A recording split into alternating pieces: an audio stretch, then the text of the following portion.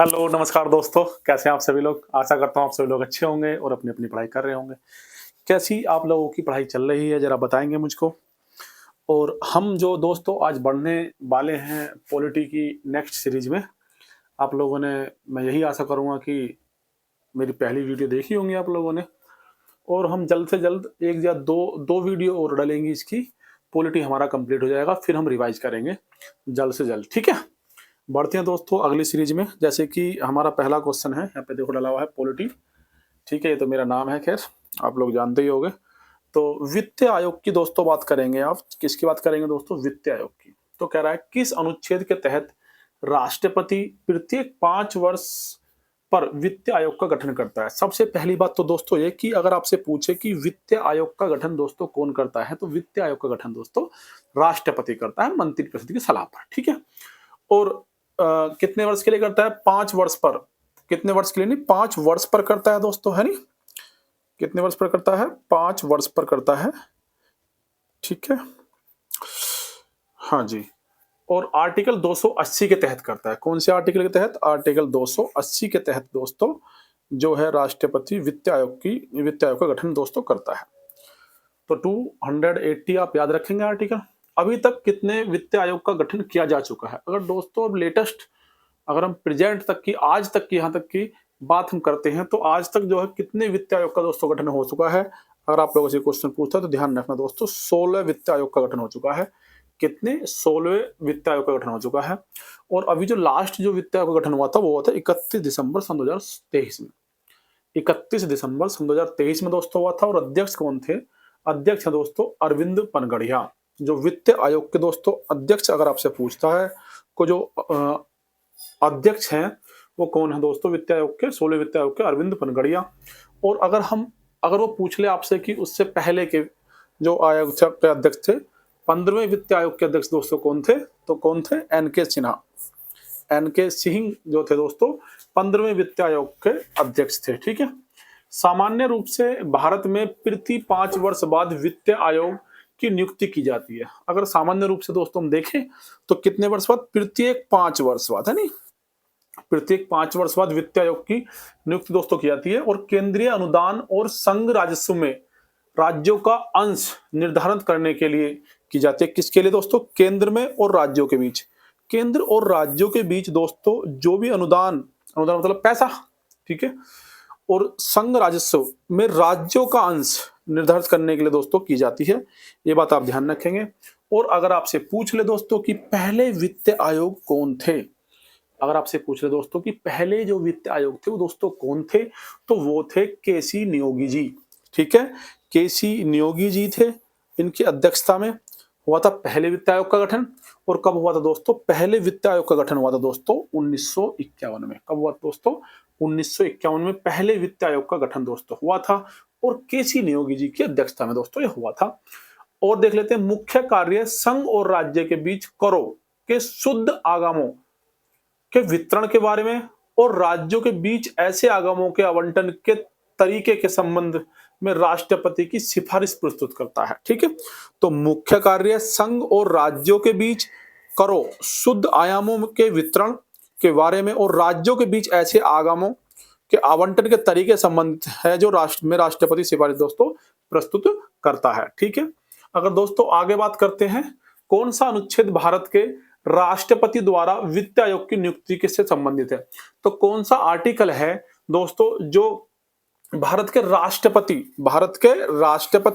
और दोस्तों कौन वित्त आयोग की नियुक्ति से संबंधित है? तो आर्टिकल 280 दोस्तों। कौन सा आर्टिकल? 280। एक सेकंड दोस्तों। केंद्र व राज्यों के मध्य पूछा, केंद्र व राज्यों के मध्य वित्त का बंटवारा किसकी सिफारिश पर होता है?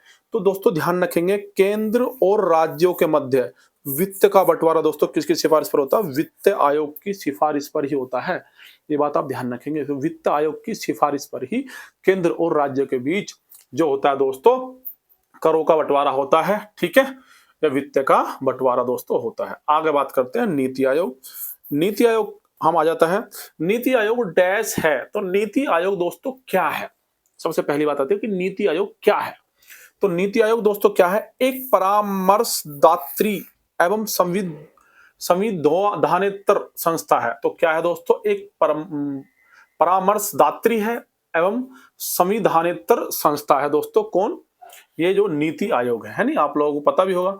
नीति आयोग के उद्देश्य दोस्तों अगर क्या क्या है अगर हम देख लेते हैं, तो राज्यों की सक्रिय भागीदारी के साथ राष्ट्रीय विकास की प्राथमिकताओं, क्षेत्रों और रणनीतियों का एक साझा दृष्टिकोण विकसित करना। तो क्या है दोस्तों, राज्यों की सक्रिय भागीदारी के साथ राष्ट्रीय विकास की प्राथमिकताओं, क्षेत्रों, रणनीतियों का एक साझा दृष्टिकोण विकसित करना है। अगर आगे बात करते हैं दोस्तों, प्रधानमंत्री और मुख्यमंत्री को राष्ट्रीय एजेंडे का प्रारूप उपलब्ध कराना।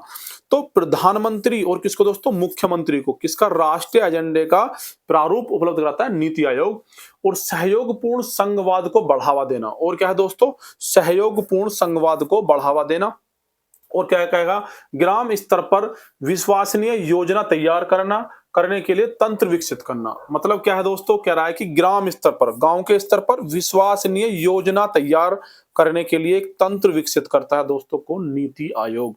तो आपको चार ऑप्शन दे देगा, कहेगा निम्नलिखित में से कौन सा कार्य नीति आयोग का नहीं है। तो आप लोगों को थोड़ा सा ध्यान रखेंगे इन पॉइंटों को। अगर आप ध्यान रखेंगे तो आप लगा देंगे जो अलग होगा इनसे, जैसे कि सहयोगपूर्ण संघवाद को बढ़ावा देना, ग्राम स्तर पर विश्वसनीय योजना तैयार करने के लिए तंत्र विकसित करना, प्रधानमंत्री और मुख्यमंत्री को राष्ट्रीय एजेंडे का प्रारूप उपलब्ध कराना, राज्यों की सक्रिय भागीदारी के साथ राष्ट्रीय विकास की प्राथमिकताओं, क्षेत्रों और रणनीतियों का एक साझा दृष्टिकोण विकसित करना। ठीक है दोस्तों, ये नीति आयोग के कुछ काम है। और दोस्तों देखो, आर्थिक कार्यनीति में राष्ट्र सुरक्षा के हितों को शामिल करना। तो दोस्तों ध्यान रखेंगे, आर्थिक कार्यनीति में राष्ट्रीय सुरक्षा के हितों को शामिल करना, समाज के उन वर्गों पर विशेष रूप से ध्यान देना जिन तक आर्थिक प्रगति से उचित प्रकार से लाभान्वित न हो पाने का जोखिम हो। तो ऐसे समाज को भी दोस्तों देखता है वो, जो आर्थिक प्रगति से उचित प्रकार से लाभान्वित न हो पाने का जोखिम जिसके ऊपर मंडरा रहा हो या हो। रणनीतिक और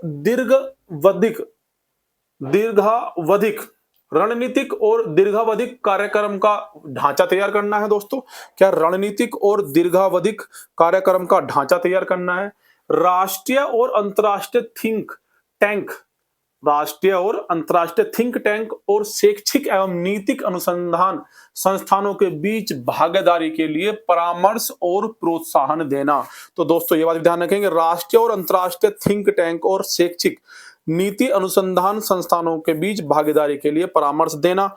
और क्या है दोस्तों, कार्यक्रमों और नीतियों के क्रियान्वयन के लिए प्रौद्योगिकी उन्नयन और क्षमता निर्माण पर बल देना। तो ये बात भी दोस्तों नीति आयोग के अंडर आती है। क्या, कार्यक्रमों और नीतियों के क्रियान्वयन के लिए प्रौद्योगिकी उन्नयन और क्षमता निर्माण पर बल प्रदान करना। ठीक है दोस्तों। अब देखो कुछ दोस्तों ये पद हैं, इनके नाम है, जैसे कि अध्यक्ष, जो नीति आयोग का जो अध्यक्ष पद होता है या पदेन अध्यक्ष कौन होता है दोस्तों, वो प्रधानमंत्री हैं दोस्तों, प्रधानमंत्री होता है। और प्रधानमंत्री प्रेजेंट में कौन है, नरेंद्र मोदी जी हैं। और सीईओ कौन है दोस्तों, BVR सुब्रमण्यम। तो अगर नीति आयोग के सीईओ दोस्तों आपसे पूछ लें कि वर्तमान में नीति आयोग के सीईओ दोस्तों कौन है, तो वो है BVR सुब्रमण्यम। और उपाध्यक्ष दोस्तों अगर आपसे पूछ ले कि नीति आयोग के उपाध्यक्ष कौन है, तो सुमन के बेरी। तो उपाध्यक्ष दोस्तों कौन है, सुमन के बेरी। CEO BVR Subramaniam. और अध्यक्ष तो आपको पता ही होगा, प्रधानमंत्री नरेंद्र मोदी जी हैं। ठीक है, अगला बढ़ते हैं। नेक्स्ट, 1979 में तत्कालीन प्रधानमंत्री मोरारजी देसाई के नेतृत्व वाली जनता पार्टी द्वारा सामाजिक और शैक्षिक रूप से पिछड़े लोगों की पहचान करने के लिए गठन किया गया था। तो कौन से आयोग का, कौन से मंडल का, कौन से किस चीज का दोस्तों गठन किया गया था, तो 1979 में, 1979 में, 79 बोलते हैं ना, हाँ 79 में तत्कालीन प्रधानमंत्री मोरारजी देसाई के नेतृत्व वाली जनता पार्टी द्वारा सामाजिक और शैक्षिक रूप से पिछड़े लोगों की पहचान करने के लिए जो गठित किया गया था दोस्तों, कौन सा गठित किया गया था, मंडल आयोग दोस्तों गठित किया गया था। और इसके अध्यक्ष दोस्तों कौन है मंडल आयोग के अध्यक्ष, तो सांसद विंदेश्वरी प्रसाद मंडल। कौन है दोस्तों भैया, सांसद जिंदेश्वरी प्रसाद मंडल, और इस आयोग ने अपनी रिपोर्ट 1980 को सौंपी थी। तो इस आयोग ने दोस्तों अपनी रिपोर्ट कब सौंपी थी? 1980 को दोस्तों अपनी रिपोर्ट सौंपी थी। ये बात ध्यान रखेंगे मंडल आयोग ने। कौन एक संवैधानिक संस्था निकाय नहीं है? तो आपसे पूछते हैं क्वेश्चन दोस्तों, वेरी वेरी वेरी इंपॉर्टेंट है। वो घुमा फिरा के पूछता, किसी और संस्था का नाम भी लिख सकता है, ठीक है। तो आप ध्यान रखेंगे, हमें बताना है कौन एक संवैधानिक संस्था नहीं है, संवैधानिक संस्था या निकाय नहीं है। तो वित्त आयोग दोस्तों है, संवैधानिक संस्था है। लोक सेवा आयोग यूपीएससी है। चुनाव आयोग बिल्कुल है। जबकि योजना आयोग दोस्तों संवैधानिक संस्था नहीं है, जबकि ये सांविधिक संस्था है, ठीक है। जैसे कि आर्टिकल 315 अगर बात करते हैं, तो आर्टिकल 315 संघ और लोक सेवा आयोग। तो अगर आपसे पूछता है कि अनुच्छेद 315 किससे संबंधित है, तो संघ लोक सेवा आयोग से है। आर्टिकल 280 आपको पता ही होगा दोस्तों, ये पढ़ के आए हैं, वित्त आयोग से। आर्टिकल 324 चुनाव आयोग से। आर्टिकल 324 दोस्तों चुनाव आयोग से संबंधित है। और आर्टिकल 263 263 आर्टिकल का है अंतरराज्य परिषद से है। अंतरराज्य परिषद से कौन सा दोस्तों? आर्टिकल 263 अंतरराज्य परिषद से दोस्तों है। ये कुछ आर्टिकल इंपोर्टेंट, इनको ध्यान रखेंगे। योजना आयोग का अध्यक्ष कौन होता है? ये मैं आपको ऊपर बता चुका हूं। तो योजना आयोग का अध्यक्ष दोस्तों प्रधानमंत्री होता है। और जो इसके प्रथम अध्यक्ष थे योजना आयोग के, पंडित जवाहरलाल नेहरू, पीएम जवाहरलाल नेहरू, पंडित पीएम जवाहरलाल नेहरू, ठीक है, पंडित जवाहरलाल नेहरू। अब योजना आयोग के स्थान पर 1 जनवरी, देखो एक बात तो ध्यान रखेंगे, अब योजना आयोग के स्थान पर क्या है दोस्तों? 1 जनवरी सन 2050 से नीति आयोग स्थापित कर दिया गया है। मतलब दोस्तों जिसको हम योजना आयोग, जिसको हम नीति आयोग बोलते हैं, वो पहले क्या था? योजना आयोग के नाम से था। इसको बदल दिया गया है 1 जनवरी सन 2015 से। क्या दोस्तों? 1 जनवरी सन 2015 से इसको क्या कर दिया है? नीति आयोग बना दिया है, योजना आयोग का नाम बदलकर, ठीक है। भारत के नियोजन को प्रभावशाली बनाने के लिए केंद्रीय मंत्रिमंडल के संकल्प द्वारा 15 मार्च 1950 को योजना आयोग का गठन किया गया था। तो योजना आयोग का गठन दोस्तों कब किया गया था? 15 मार्च 1950। ध्यान रखना, योजना आयोग का दोस्तों गठन किया गया था।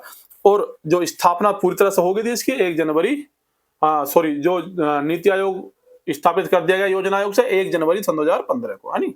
आगे बात करते हैं, भारत में नीति आयोग की स्थापना जनवरी 2015 में की गई थी। बिल्कुल सही बात है।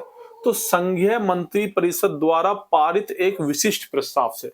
तो किससे? भारत में नीति आयोग की स्थापना जनवरी 2015 में की गई थी। तो किसके द्वारा? संघीय मंत्री परिषद द्वारा पारित एक विशिष्ट प्रस्ताव से। तो संघीय मंत्री परिषद द्वारा पारित एक विशिष्ट प्रस्ताव से दोस्तों करी गई थी। नीति का मतलब क्या होता है? National institution for transforming India. तो नीति का एन से नेशनल, आई से इंस्टीट्यूशन, टी से ट्रांसफॉर्मिंग, आई से इंडिया, ठीक है। तो क्या है दोस्तों? National institution for transforming India. कभी कभी फुल फॉर्म भी आपसे पूछ लेता है, ठीक है, ध्यान रखेंगे।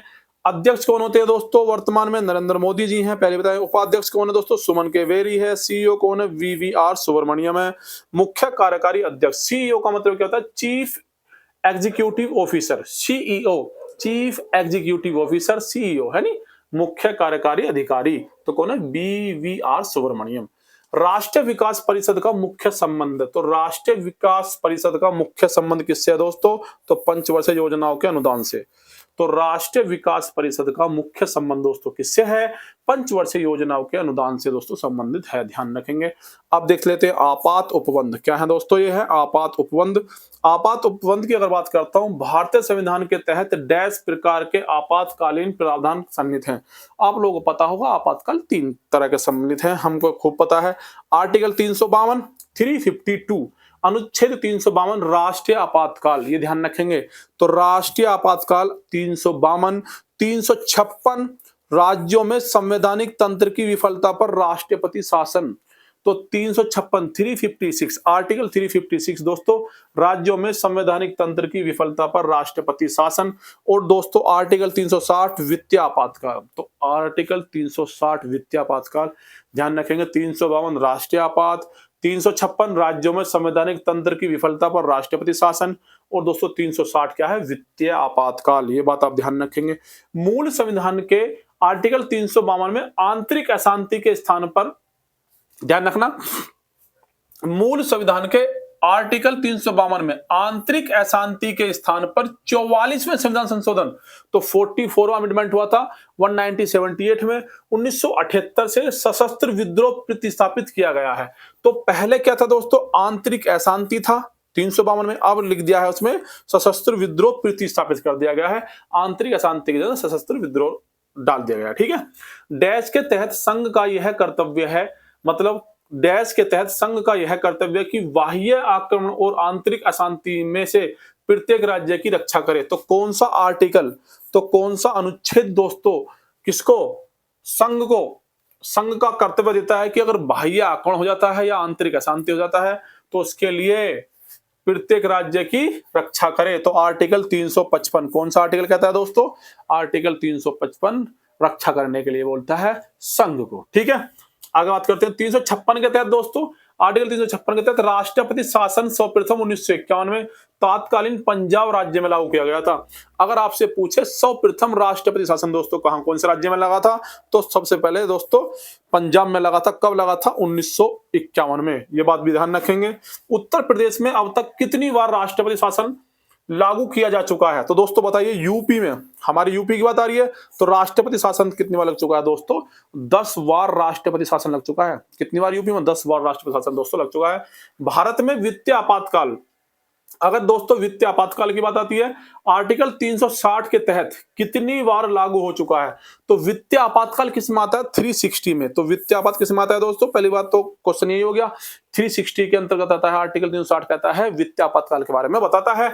तो कितनी बार लागू किया गया है, अभी तक दोस्तों ऐसी नौबत नहीं आई है, और ना ईश्वर करे ना आगे को ऐसी कोई नौबत आए हमारे देश में वित्तीय आपातकाल की स्थिति पैदा हो, ठीक है, कभी भी नहीं लगा है दोस्तों। आपातकाल में किसी राज्य की विधानसभा की अवधि बढ़ाई जा सकती है। अगर आपातकाल को लगा हुआ है दोस्तों, सपोज कीजिए कि आपातकाल लागू है, तो विधानसभा, अगर विधानसभा इलेक्शन तो होने से रहे उस टाइम पे, तो विधानसभा की जो अवधि दोस्तों कौन बढ़ा सकता है, ध्यान रखेंगे, संसद द्वारा। तो विधानसभा की अवधि आपातकाल के दौरान संसद द्वारा बढ़ाई जा सकती है, ये बात भी आप ध्यान रखेंगे। कुछ वर्गों के लिए विशेष उपबंध, दोस्तों यहां से भी क्वेश्चन भर भर के पूछता है, जैसे कि अल्पसंख्यक आयोग एक डैश निकाय है, न कि संवैधानिक।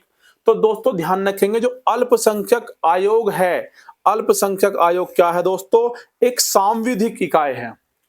क्या है दोस्तों, सांविधिक निकाय, इकाई नहीं, सांविधिक निकाय है, ना कि संवैधानिक निकाय, ये बात ध्यान रखना दोस्तों।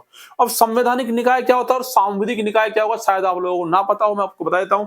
संवैधानिक निकाय दोस्तों होता है जिसमें संविधान में, मूल संविधान में पहले से चीजें डली हुई हैं, और सांविधिक इकाई दोस्तों वो होता है, सांविधिक जो निकाय होता है, सांविधिक निकाय से कहते हैं कि बाद में अमेंडमेंट करके या कुछ कमेटी वगैरह बना के जिसको लागू कर दिया जाता है, उसे कहते हैं सांविधिक निकाय, ठीक है दोस्तों। तो इसका गठन संसद द्वारा पारित राष्ट्रीय अल्पसंख्यक आयोग अधिनियम 1992 के द्वारा किया गया था।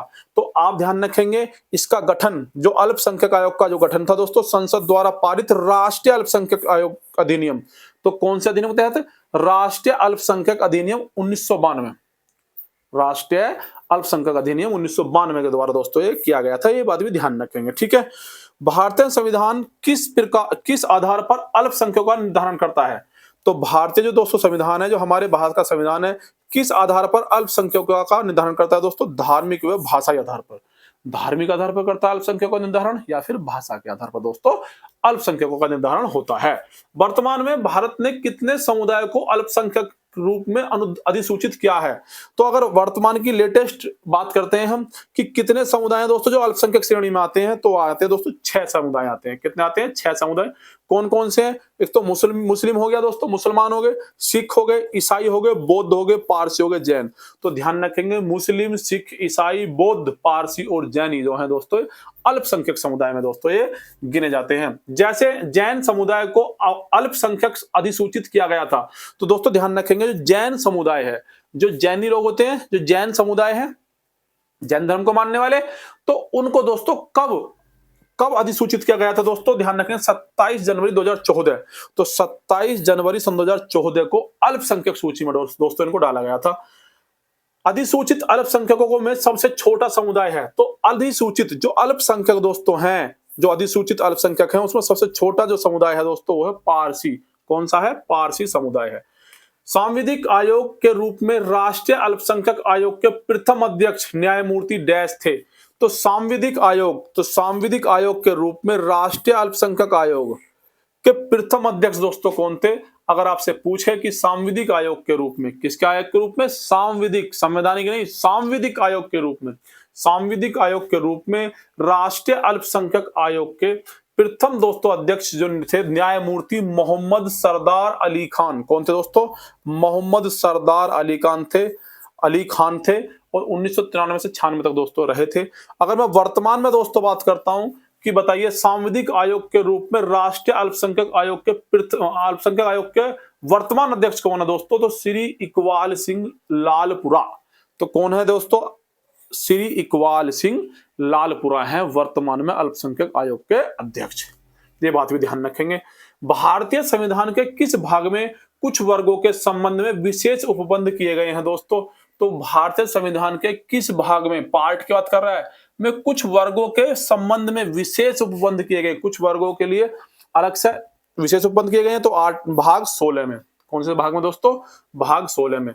भारतीय संविधान में लोकसभा में अनुसूचित जातियों और अनुसूचित जनजातियों के लिए आरक्षण की व्यवस्था किस अनुच्छेद में की गई है? तो अनुसूचित एससी और एसटी के लिए दोस्तों जो आरक्षण की व्यवस्था है दोस्तों कौन से आर्टिकल के तहत करी गई है? तो अनुच्छेद 330 के तहत। तो भारतीय संविधान में लोकसभा में, कहां पर दोस्तों ध्यान रखेंगे, ये बात भी लोकसभा में बात कर रहा है, लोकसभा में अनुसूचित जातियों अनुसूचित जनजातियों के लिए आरक्षण की व्यवस्था किस अनुच्छेद के तहत की गई है? अनुच्छेद 330 के तहत दोस्तों की गई है। भारतीय संविधान में राज्यों की विधानसभाओं के, भारतीय संविधान में राज्यों की जो विधानसभाएं होती हैं, जैसे कि आपको पता होगा केंद्र में क्या होती है? लोकसभा और राज्यसभा, और राज्यसभा में राज्य में क्या होती है दोस्तों? विधानसभा और विधान परिषद, है नहीं? ये बात ध्यान रखेंगे। तो भारतीय संविधान में राज्यों की विधानसभाओं के संदर्भ में, राज्यों की विधानसभाओं के संदर्भ में अनुसूचित जातियों और अनुसूचित जनजातियों के लिए आरक्षण की व्यवस्था किस अनुच्छेद में की गई है? तो 330 में तो दोस्तों की गई है। किसके लिए? 330 में तो की गई लोकसभा के लिए, और विधानसभा के लिए कौन से किस में गई है दोस्तों? 2 आर्टिकल फालतू 332 में। तो ये बात ध्यान रखेंगे, 332 में करी गई है विधानसभा के लिए और 330 में करी गई है दोस्तों लोकसभा के लिए एससी एसटी के लिए विशेष आरक्षण की व्यवस्था। संदर्भ में अनुसूचित जातियों और अनुसूचित जनजातियों के लिए आरक्षण की व्यवस्था की गई है। कौन से में दोस्तों? 332 में। जैसे कि लोकसभा और राज्यसभा, लोकसभा में तो 331, ठीक है, और 2 एंग्ल नियम भी आते थे जो आंग्ल भारतीय होते थे, तो अब तो उसको हटा दिया गया है, ये लिख भी रखा है मैंने। और राज्यसभा में कितने? 333। तो 333 दोस्तों ये होते हैं, और 12 कौन मनोनीत करता है? 12 मनोनीत करते हैं राष्ट्रपति जी, है ना? ये आपको पता होगा। 104वें संविधान संशोधन अधिनियम 2019 द्वारा कौन से तहत 104वां अमेंडमेंट हुआ था दोस्तों सन 2019 में, है नी? क्या आर्टिकल 334 में संशोधित करते हुए इस व्यवस्था को दोस्तों समाप्त कर दिया गया है। किसको? आंग्ल भारतीय की व्यवस्था को दोस्तों समाप्त दोस्तों कर दिया गया है। ये बात ध्यान रखेंगे। आगे बढ़ते हैं। अनुसूचित जातियों के लिए राष्ट्रीय आयोग गठित करने का प्रावधान संविधान के किस अनुच्छेद में है? अनुसूचित जातियों मतलब जातियों नहीं, अनुसूचित जनजातियों, एसटी के लिए कह रहा है दोस्तों। ये अनुसूचित जनजातियों के लिए राष्ट्रीय आयोग गठित करने का प्रावधान संविधान के किस अनुच्छेद में है दोस्तों? तो ध्यान रखेंगे 338 के कै में, 338 के कै में है एसटी के लिए। किसके लिए दोस्तों? एसटी के लिए राष्ट्रीय आयोग। तो एसटी राष्ट्रीय आयोग गठित करने का प्रावधान दोस्तों किसमें है? आर्टिकल 338 के कै में है। भारतीय संविधान के अनुच्छेद 338 के तहत अनुसूचित जातियों के लिए राष्ट्रीय आयोग, राष्ट्रीय अनुसूचित जाति आयोग, और आर्टिकल 338 के क्या में, देखो ध्यान रखेंगे दोस्तों, भारतीय संविधान के अनुच्छेद 338 के तहत अनुसूचित जाति मतलब एससी के लिए राष्ट्रीय आयोग। किसके लिए? 338 में तो है एससी के लिए राष्ट्रीय आयोग, और 338 क्या में है? अनुसूचित जनजाति मतलब एसटी के लिए राष्ट्रीय आयोग, राष्ट्रीय अनुसूचित जनजाति आयोग का क्या गया है दोस्तों? है 338 में, 338 क्या में, और ये कब गया था दोस्तों? 89वें संविधान संशोधन अधिनियम, 89वां अमेंडमेंट हुआ था, 89वां संविधान संशोधन दोस्तों हुआ था, 2003 के द्वारा गठन का प्रावधान दोस्तों किया गया था। ये बात ध्यान रखेंगे, ठीक है। आगे बढ़ते हैं। भारतीय संविधान का भाग 16 संबंधित है। तो भारतीय संविधान का भाग 16 किससे संबंधित है? तो कुछ वर्गों के लिए विशेष उपबंध से संबंधित है। मैं ऊपर भी आपको पढ़ा के आया हूं। जैसे कि भाग 14 का क्या, ये कुछ इंपॉर्टेंट भाग है जो दोस्तों किसी न किसी एग्जाम में पूछे गए हैं, है नहीं, अच्छे लेवल के एग्जाम में। जैसे भाग 14 का क्या में प्रशासनिक अधिकरण का संबंध। तो अगर दोस्तों आपसे पूछता है कि किस भाग में प्रशासनिक अधिकरण का संबंध है, तो भाग 14 के क्या में है। भाग 14 में क्या है दोस्तों, अखिल भारतीय सेवाओं का सृजन, अखिल भारतीय सेवाएं, है नी, जो भाग 14 में है, यूपीएससी वगैरह जो है। और भाग 12 में क्या है दोस्तों, वित्त आयोग। तो वित्त आयोग कौन से अंतर्गत आता है, तो भाग 12 में यूपीएससी, भाग 14 में, और प्रशासनिक अधिकरण का संबंध आता है 14 के क्या में। आगे बात करते हैं दोस्तों, लोकसभा में एंग्लो इंडियन समुदाय के प्रतिनिधित्व के लिए प्रावधान संविधान में किस अनुच्छेद के अंतर्गत किया गया था, तो 331 के तहत किया गया था। अब तुमको पता ही है, ये तो हट गया है नहीं। अब आते हैं दोस्तों, बात करते हैं चुनाव आयोग की। किसकी बात करते हैं, चुनाव आयोग की। मुख्य चुनाव आयुक्त तथा अन्य चुनाव आयुक्त अपने पद पर डैश वर्ष तक या अधिकतम डैश वर्ष जो भी पहले आए तक बने रहते हैं दोस्तों, ध्यान रखेंगे। तो मुख्य चुनाव आयोग, मुख्य चुनाव आयुक्त, मुख्य चुनाव आयुक्त तथा अन्य चुनाव आयुक्त या तो 6 वर्ष तक या 65 वर्ष तक। किस तक या दोस्तों, या तो 6 वर्ष तक या 65 वर्ष तक अपने पद पर बने रहेंगे, जो भी है। तो 65 वर्ष की उम्र पूरी हो जाए जब तक, या फिर 6 वर्ष हो जाए जब तक, ठीक, जो पहले हो जाए उस तक बने रहेंगे। मुख्य चुनाव आयुक्त को उसके पद से उसी रीति से हटाया जा सकता है। मतलब क्या है दोस्तों, ध्यान रखेंगे, मुख्य चुनाव आयुक्त, जो मुख्य चुनाव आयुक्त होता है उसको उसके पद से उसी रीति से हटाया जा सकता है जो अनुच्छेद 124(2), जो अनुच्छेद 124(2) 124 का 4 में डैश के लिए वर्णित है। तो किसके लिए, उच्चतम न्यायालय के न्यायाधीशों के लिए। तो ध्यान रखेंगे, मुख्य चुनाव आयुक्त को उसके पद से उसी प्रक्रिया या उसी रीति से हटाया जा सकता है जो अनुच्छेद 124 के 4 के तहत किसको हटाते हैं, उच्चतम न्यायालय के न्यायाधीशों को हटाने के लिए वर्णित है।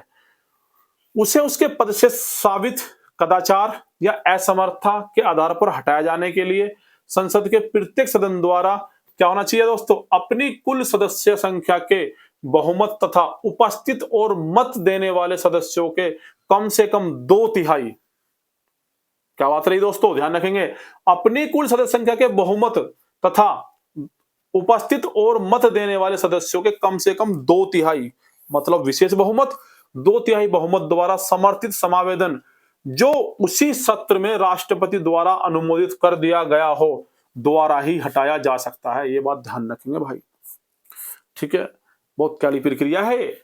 अन्य निर्वाचन आयुक्त को मुख्य निर्वाचन आयुक्त की सिफारिश पर डैश द्वारा उसके पद से हटाया जा सकता है। तो अन्य जो अन्य होते हैं मुख्य निर्वाचन आयुक्त से जो अलग दूसरे होते हैं, छोटे स्तर पे होते हैं, छोटे स्तर पे क्या इनके जूनियर होते हैं। तो जो मुख्य निर्वाचन आयुक्त है तो वो किसकी सिफारिश पर अन्य निर्वाचन आयुक्त हटा सकता है दोस्तों, राष्ट्रपति। तो राष्ट्रपति सिफारिश कर सकता है कि राष्ट्रपति जी इसको हटा दीजिए, ठीक है, ये दिक्कत कर रहा है तो हटा देंगे राष्ट्रपति जी। भारत के निर्वाचन आयोग में मूलतः एक डैश ही होता है। तो भारत के निर्वाचन आयोग में मूलतः एक डैश ही होता है, मुख्य निर्वाचन आयुक्त। तो कौन होता है दोस्तों, भारत के निर्वाचन आयोग में मूलतः एक मुख्य निर्वाचन आयुक्त दोस्तों होता है। डैश में सर्वप्रथम निर्वाचित निर्वाचन आयोग में 2 अतिरिक्त निर्वाचन आयुक्तों की नियुक्ति की गई थी। तो ध्यान रखेंगे, अक्टूबर 1989 में 1989 में दोस्तों सर्वप्रथम निर्वाचन आयोग में 2 अतिरिक्त निर्वाचन आयुक्तों की नियुक्ति की गई थी, परंतु 1 जनवरी 1990 तक ही ये पद पर रहे। कब तक रहे, 1 जनवरी 1990 तक ही दोस्तों ये पद पर रहे थे, ये बात भी ध्यान रखेंगे। 1 अक्टूबर 1993 को पुनः 2 अतिरिक्त निर्वाचन आयुक्तों की नियुक्ति की गई। तो उसके बाद 93 में करी गई, 90 में हटा दिए, तो 93 में दोस्तों करी गई, तो निर्वाचन आयुक्त की नियुक्ति की गई। और तब से यह 3 सदस्य ही है, जब से ही दोस्तों 1993 से ये 3 सदस्य चलता रहा है, ठीक है। राष्ट्रीय मतदाता दिवस डैश कब मनाया जाता है, सबसे बढ़िया एकदम क्वेश्चन है। राष्ट्रीय मतदाता दिवस कब बनाया जाता है दोस्तों, ध्यान रखेंगे, तो 25 जनवरी को दोस्तों कब बनाते हैं, तो 25 जनवरी को बनाते हैं राष्ट्रीय मतदाता दिवस, ठीक है, ये बात आप ध्यान रखेंगे। संविधान के किस अनुच्छेद के तहत सांसदों की अयोग्यता या निहरता संबंधित विवाद का विनिश्चय राष्ट्रीय निर्वाचन आयोग के परामर्श के अनुसार करता है, राष्ट्रपति निर्वाचन आयोग के परामर्श पर करता है। ध्यान रखें दोबारा, संविधान के किस अनुच्छेद के तहत सांसदों की अयोग्यता या निहरता संबंधित विवाद विनिश्चय राष्ट्रपति निर्वाचन आयोग के परामर्श के अनुसार करता है दोस्तों? आर्टिकल 103 के तहत, अनुच्छेद 103 के तहत कौन करता है? जो राष्ट्रपति निर्वाचन आयोग के परामर्श के अनुसार करता है। किसकी? जो सांसद होते हैं उनकी अयोग्यता को निर्धारित, ठीक है, कि अयोग्य है या नहीं है। कौन से आर्टिकल के तहत? आर्टिकल 103 के तहत। चुनाव की अधिसूचना लोकसभा एवं राज्यसभा के लिए जारी करता है। तो चुनाव की जो अधिसूचना है दोस्तों, ये बात भी इंपॉर्टेंट है, क्योंकि चुनाव का नाम आते ही मुख्य चुनाव आयुक्त आता है। कभी वहां पहले ऑप्शन पर मिले आपको मुख्य चुनाव आयुक्त, अब लगा हाँ मेरा ठीक हो गया, तो सही वही कुछ नहीं होगा भाई। तो ध्यान रखना इस बात को। क्या कह रहा है वो? चुनाव की अधिसूचना लोकसभा एवं राज्यसभा के लिए जारी कौन करता है? तो दोस्तों राष्ट्रपति जारी करता है। किसकी? चुनाव की अधिसूचना, ये बात ध्यान रखेंगे। चुनाव की अधिसूचना विधानसभा और विधान परिषद के लिए जारी करता है संबंधित राज्य का राज्यपाल। राज्य में कौन करेगा? राज्यपाल करेगा। केंद्र में कौन करेगा? राष्ट्रपति करेगा। ठीक है, आगे बात करते हैं। अरुणाचल प्रदेश, गोवा और सिक्किम को छोड़कर कौन कौन सा दोस्तों ध्यान रखेंगे? एक तो अरुणाचल प्रदेश हो गया दोस्तों, एक गोवा, एक सिक्किम को छोड़कर सभी बड़े राज्यों दिल्ली में प्रत्येक लोकसभा उम्मीदवार के लिए चुनाव व्यय की अधिकतम संख्या कितनी है?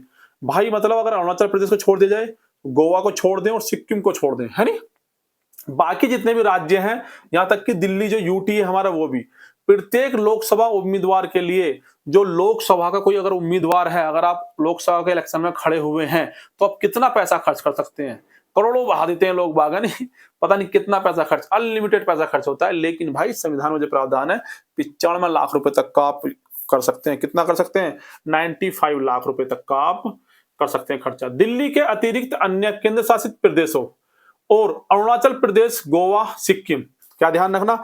दिल्ली के अतिरिक्त अन्य केंद्र शासित प्रदेशों, जो और केंद्र शासित प्रदेश हैं, अरुणाचल प्रदेश हो गया, गोवा हो गया, सिक्किम हो गया, में प्रत्येक लोकसभा उम्मीदवार के लिए चुनाव व्यय की अधिकतम सीमा है। मतलब क्या है दोस्तों कि अगर दिल्ली को छोड़कर और जो केंद्र शासित प्रदेश है बचे कुछ, तो अरुणाचल प्रदेश और गोवा और सिक्किम राज्यों को भी ये दोस्तों कर सकते हैं 75 लाख, 75 लाख, और उसमें कितना है दोस्तों? 95 लाख, 75 लाख रुपए खर्च कर सकते हैं। ठीक है, अरुणाचल प्रदेश, गोवा, मणिपुर, मेघालय, मिजोरम, नागालैंड, सिक्किम और त्रिपुरा राज्यों तथा पांडिचेरी केंद्र शासित प्रदेश के में विधानसभा चुनाव हेतु प्रति उम्मीदवार अधिकतम व्यय सीमा है कितनी है दोस्तों? 28 लाख। तो किसके लिए है ये? अरुणाचल प्रदेश की बात है दोस्तों, गोवा की बात है।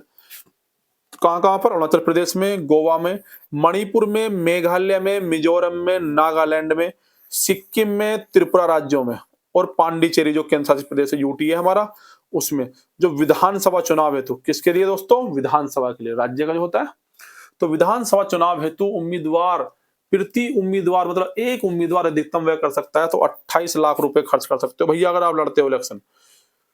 शेष राज्यों तथा दिल्ली में विधानसभा चुनाव में प्रत्येक उम्मीदवार हेतु अधिकतम व्यय सीमा 40 लाख रुपए है। और बचे कुछ जो राज्य हैं दोस्तों, दिल्ली में भी विधानसभा चुनाव में प्रत्येक उम्मीदवार हेतु अधिकतम व्यय कितना है दोस्तों? 40 लाख रुपए। अब ये मत सोचना कि आप पहली बार क्वेश्चन देख रहे हो कभी और आपको लगे यार ये नहीं पूछ रहा एग्जाम में, भाई यहीं से बनते हैं क्वेश्चन। सभी के सभी क्वेश्चन आए हुए हैं किसी ना किसी एग्जाम में, ठीक है, तो ध्यान रखना। तो 40 लाख रुपए है। आगे बात करते हैं किस अधिनियम द्वारा, मतलब दोस्तों कौन सा अधिनियम था? मताधिकार की आयु 21 वर्ष से घटाकर 18 वर्ष कर दी। तो कौन सा अधिनियम दोस्तों हुआ था? तो कौन सा अधिनियम दोस्तों किया गया था जिसके द्वारा 21 साल से उम्र 18 वर्ष कर दी थी दोस्तों? ध्यान रखेंगे तो 61वां संविधान संशोधन हुआ था 1988 में। तो 61वें संविधान संशोधन 1988 के द्वारा, 61वें संविधान संशोधन अधिनियम 1988 के द्वारा जो मताधिकार की आयु थी दोस्तों 21 साल से 18 वर्ष कर दी गई थी। और प्रभावी कब हुआ था दोस्तों? ये 28 मार्च 1989। तो 28 मार्च 1989 में दोस्तों ये प्रभावी हुआ था। आगे बात करते हैं मत देने का अधिकार और निर्वाचित होने का अधिकार भारत में है। क्या है दोस्तों? मत देने का और निर्वाचित होने का अधिकार है। क्या वैधानिक अधिकार है? तो पता है आप लोगों को। लोक प्रतिनिधित्व अधिनियम 1951 एक आया था दोस्तों, लोक प्रतिनिधित्व अधिनियम 1951 1951। लोक प्रतिनिधित्व अधिनियम 1951 की धारा 79 के डी में निर्वाचित अधिकार की निर्वाचक अधिकार की परिभाषित की नहीं होगा दोस्तों, को होगा, यानी हाँ कोई है, ठीक है। तो निर्वाचक अधिकार को परिभाषित दोस्तों किया गया किसमें, लोक प्रतिनिधित्व अधिनियम 1951 के 79 के डी में। तो 79 के डी धारा में कौन सा, लोक प्रतिनिधित्व अधिनियम 1951 में क्या किसको परिभाषित किया गया है दोस्तों, निर्वाचक अधिकार को दोस्तों परिभाषित किया गया है। जल्दी बोलने के चक्कर में गलती बोल जाता हूं हमेशा, ठीक है। भारत के मुख्य चुनाव आयुक्त को नियुक्त किया जाता है। तो भारत के मुख्य चुनाव आयुक्त को दोस्तों कौन किसके द्वारा नियुक्त किया जाता है, राष्ट्रपति द्वारा नियुक्त किया जाता है। तो आर्टिकल 324 का 2 के निर्वाचन आयोग के मुख्य एवं अन्य आयुक्तों की नियुक्ति राष्ट्रपति द्वारा संसद द्वारा बनाई गई विधि के अधीन की जाती है।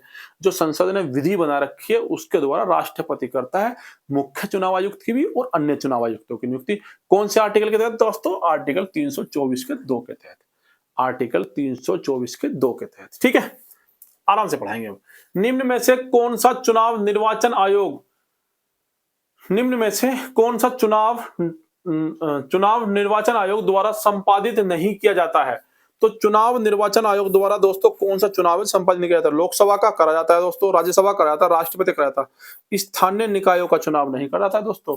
ध्यान रखना, चुनाव निर्वाचन आयोग स्थानीय चुनावों का नहीं कराता है, वो राज्य निर्वाचन आयोग कराता है। जैसे कि देखो आर्टिकल 324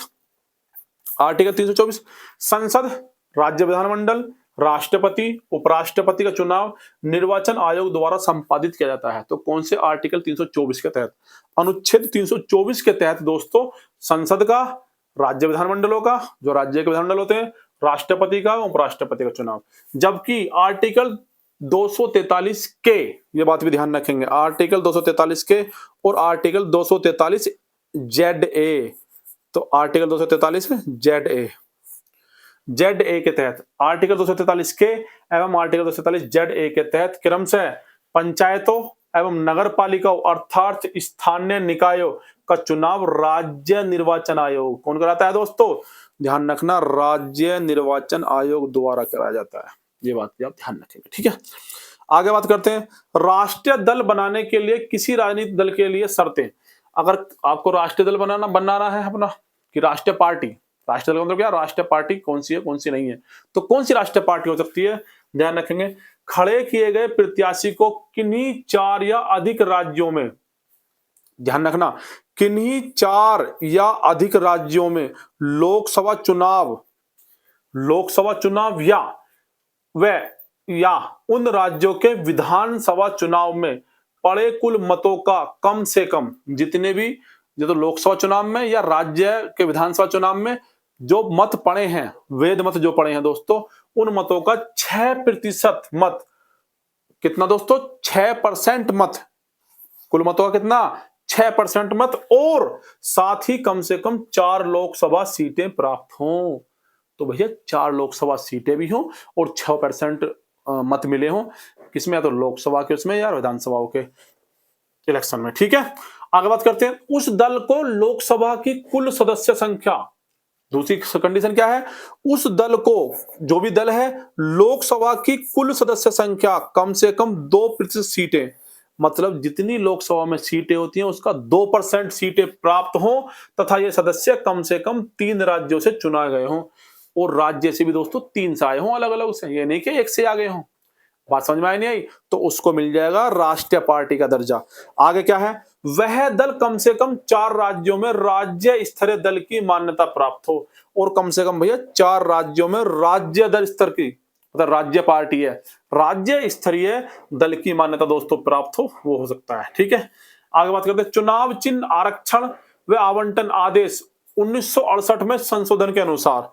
तो दोस्तों चुनाव चिन्ह आरक्षण आवंटन आदेश के 1968 संशोधन के अनुसार राजनीतिक दल को राज्य स्तरीय या क्षेत्रीय दल की मान्यता प्राप्त करने के लिए, किसकी, राजनीतिक दल को राज्य स्तर, जो राज्य स्तर पे या क्षेत्रीय दल की मान्यता प्राप्त करने के लिए दोस्तों क्या होना चाहिए, उस राज्य विशेष में, जिस राज्य में वो इलेक्शन लड़ रहा है, विधानसभा आम चुनाव में, ठीक है, विधानसभा आम चुनाव में न्यूनतम 6% वेद मत राज्य की न्यूनतम 2 सीटें प्राप्त हों। या तो भैया अगर तुम्हें राज्य पार्टी का दर्जा देना है तो 6% तुमको वेद मत आने चाहिए, टोटल ओवरऑल होते हैं, और 2 सीटें आपको भैया विधानसभा में प्राप्त होनी चाहिए, तब आपको राज्य पार्टी का दर्जा मिल जाएगा। ठीक है। गत लोकसभा या गत लोकसभा आम चुनाव में, अगर उस टाइम पे लोकसभा आम चुनाव हुए हो दोस्तों, तो 6% वेद मत मिले हो और राज्य में न्यूनतम 1 लोकसभा सीट प्राप्त हो, राज्य से 1 लोकसभा सीट प्राप्त हो और टोटल 6% दोस्तों मत मिले हो, तब हो सकता है। या गत विधानसभा आम चुनाव में राज्य विधानसभा की, क्या कह रहा है, गत विधानसभा आम चुनाव में, मतलब विधानसभा का जो इलेक्शन हुआ उस चुनाव में राज्य विधानसभा की न्यूनतम 3% सीटें, और 2.51 से अधिक को, ठीक है, 2.51 से अधिक को 3 मान लिया जाएगा वैसे, 3% सीटें अथवा न्यूनतम 3 सीटें हो, जो ज्यादा हो उससे दोस्तों राज्य पार्टी का दर्जा उसको मिल जाएगा। या गत लोकसभा आम चुनाव में प्रत्येक 25 सदस्यों के लिए, गत लोकसभा में, किसमें दोस्तों, लोकसभा आम चुनाव में 25 सदस्यों के लिए कम से कम 1 सीट अथवा राज्यों के लिए निर्धारित संख्या का कोई एक भाग हो, तब भी क्या मिल सकता है दोस्तों, राज्यसभा का राज्य पार्टी का दर्जा दोस्तों मिल सकता है, राज्यसभा नहीं, राज्य पार्टी। या फिर एक कंडीशन दोस्तों और है, कंडीशन बहुत सारी है इसकी, बोर हो जाते हैं, लेकिन बेटा क्वेश्चन अगर पूछ लेगा ना तो टाई फिस हो जाएगी, घूम जाएगी खोपड़ी। ठीक है, ध्यान रखेंगे इस बात को। तो गत लोकसभा अध्यक्ष अथवा विधानसभा आम चुनाव में न्यूनतम 8% वेद मत मिले हों, या फिर कितने हो भैया, उसको 8% वेद मत मिले हों। आगे बात करते हैं independent labour party. Independent labour party की स्थापना डॉक्टर B.R. अम्बेडकर द्वारा डैश में की गई थी। तो इंडिपेंडेंट लेबर पार्टी की स्थापना डॉक्टर B.R. अम्बेडकर द्वारा दोस्तों कब करी गई थी, तो ध्यान रखेंगे 1936 में करी गई थी। कब करी गई थी, 1936 में। समता सैनिक दल, जो डॉक्टर B.R. अम्बेडकर थे, उन्होंने और भी दोस्तों कुछ बनाए थे, जो पार्टी वगैरह बनाई थी या दल वगैरह बनाए थे, जैसे समता सैनिक दल है, इंडिपेंडेंट लेबर पार्टी है, एवं शेड्यूल कास्ट फेडरेशन की स्थापना दोस्तों किसने करी थी, डॉक्टर B.R. अम्बेडकर ने दोस्तों की थी। ठीक है दोस्तों, आज के लिए दोस्तों पॉलिटी में इतना ही। अगर आप लोगों को वीडियो पसंद आई हो तो वही लाइक करें, शेयर करें, चैनल सब्सक्राइब करें। और 1 मिनट रुके जरा, दूसरी बात दोस्तों ये है कि अभी 2 या 3 वीडियो डालेंगे, आपकी पॉलिटी पूरी हो जाएगी, उसके बाद दोस्तों इसका रिवाइज होगा फास्ट तरीके से, तो आप लोग बने रहें। हालांकि जिस टाइम पे मैं वीडियो बना रहा हूं, इसके बाद में अब तो एसआई का एग्जाम ही आ रहा है, यूपीएसआई का, और एनटीपीसी वगैरह के एग्जाम भी आ रहे हैं, तो दोस्तों आपको बहुत ही यूजफुल रहेगा। आप प्रैक्टिस सेट ला के देखिए, आपको खुद अंदाजा हो जाएगा कि हाँ आप किस लेवल तक का दोस्तों पढ़ रहे हैं। ठीक है दोस्तों, तो मिलते हैं अपनी नेक्स्ट वीडियो में। आज के लिए इतना ही, नमस्कार, थैंक यू, टाटा, बाय बाय, जय हिंद।